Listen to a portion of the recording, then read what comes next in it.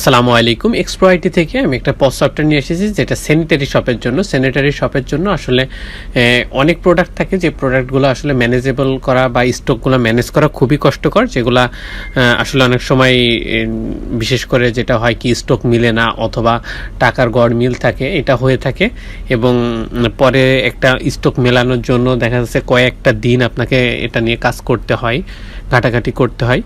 এই সব সমস্যার সমাধানে পজ সফটওয়্যার এবং পজ সফটওয়্যারটা এমনভাবে ডিজাইন করা, ডেভেলপ করা যেটা আপনি মাল্টি ব্রাঞ্চের জন্য আপনি সিলেক্ট করতে পারেন। মাল্টি ব্রাঞ্চ যদি আপনার থাকে সেটা এই এক সফটওয়্যার দিয়ে ম্যানেজ করতে পারবেন। আবার আপনি ডেট ফিল্টার করে পুরোটা দেখতে পারবেন, রিপোর্ট দেখতে পারবেন, স্টক এক ক্লিকে দেখতে পারবেন, পারচেসটা যেটা সেটা আপনি এক ক্লিকেই করতে পারছেন এবং কন্ট্যাক্ট পারসন যেগুলো থাকে সেগুলো ডিউ বা সব কিছু ম্যানেজ করে এখানে একবারই করতে পারছেন।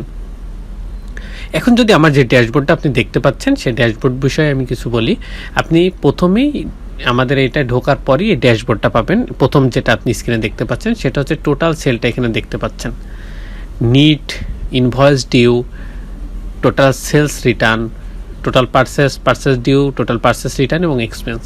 এগুলো আমরা সামনে দিয়ে রাখছি কারণ এগুলো খুবই প্রয়োজনীয় এবং সবসময় এগুলোর দরকার হয়, এই জন্য এখানে দেওয়া আছে যাতে সফটওয়্যারে ঢুকিয়ে আপনি সরাসরি আপনি এগুলো দেখতে পারেন।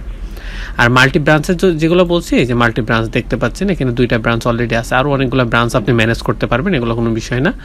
তারপর ফিল্টার, ডেট ফিল্টার, এখানে দেখেন স্টারডে বা 7 days, 30 days, 1 month, last month বা মান্থ অফ ইয়ার, এরকম অনেকগুলো জিনিস আছে। কাস্টম ডেট থেকে আপনি কাস্টম করে নিতে পারবেন, 1 বছর, 2 বছর, 5 বছর, মানে যতদিন ডাটা আছে এর ভিতরে যে কোনো দিন আপনি নিতে পারবেন।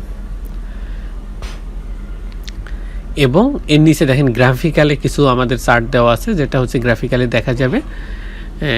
এখন আমরা যদি ইউজার ম্যানেজমেন্ট যেটা আছে সেখানে ইউজার বলে একটা মেনু আছে। ইউজার মেনুতে আমাদের যতগুলো ইউজার আছে সেগুলো এখানে লিস্ট আকারে শো করবে এবং অ্যাড করা যাবে, এখান থেকে ম্যানেজ করা যাবে টোটালি। রোলগুলো হচ্ছে একটা শপে অনেক রকম রোল থাকতে পারে। যেরকম রোলের কথা যদি আমি বোঝাই আপনাদেরকে, ক্যাশিয়ার একজন থাকতে পারে, ম্যানেজার একজন থাকতে পারে, অ্যাডমিন একজন থাকতে পারে, একজন সেলসম্যান থাকতে পারে, একজন ডাটা এন্ট্রি হইতে পারে, একজন ইনভেন্টরি হইতে পারে, এরকম অনেক পার্সন থাকতে পারে যার আলাদা আলাদা ডিফারেন্ট কাজ। সেলসম্যান তো আর ক্যাশের হিসাব করবে না, এটা স্বাভাবিক।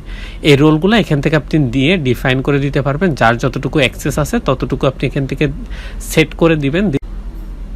ওই যে রোলটা, এই রোলের আন্ডারে যে কাজটা, সেই কাজটা ওই অ্যাসাইন করছেন যাকে এই রোলে যতটুকু পারমিশন দেওয়া আছে ততটুকুই কাজ করতে পারবে। এরপর যদি আমরা সেলস কমিশন এজেন্টে যাই, সেলস কমিশন এজেন্টটা অনেকে কমিশন বেস আপনার এখানে কাজ করতে পারে বা সেল করতে পারে, সেক্ষেত্রে এটা ম্যানেজেবল বা ম্যানেজ করার জন্য